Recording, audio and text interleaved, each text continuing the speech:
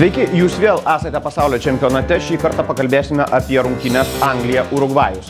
Žiūrint į turnyro lentelę, lūzeriai ir vieni ir kiti pralaimėjo ir Urugvajus, ir Anglija, tačiau skirtumas pralaimėti kam?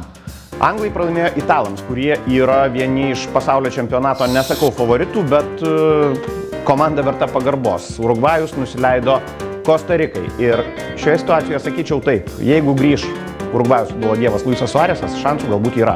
Jeigu ne, Urugvajus atrodo senstelės, atrodo toks pat kaip 2010-aisiais, nors pasaulis eina į priekį.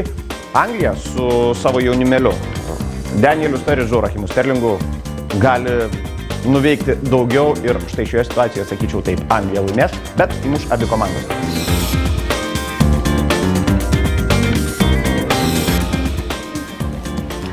Man taip geriau. Stambesni man irgi labiau patinka. Labą dieną, šiandien mes su Skaiste vėl žiūrim futbolą.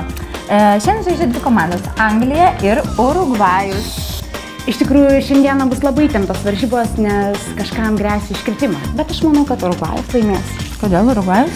Dėl to, kad Urugvajus komanda pasaulio reitinge užima 5-ąją vietą, o Anglija tik 11. Tai, žinok, ne reitinguose čia yra esmė. Anglijos komanda turi labai gerą žaidėją. Aišku, jis gal ir nėra labai gražus, kas tau aktualiau, ne? Bet Kliūnai vienas iš geriausių. Aš manau, kad jisai jo įvartis tikrai bus, garantuoju.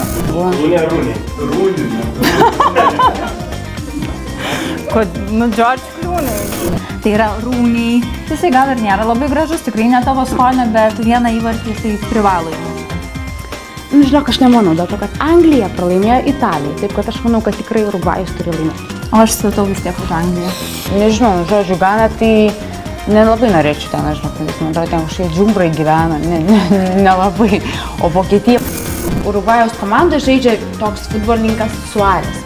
Jį vadina kanibalu.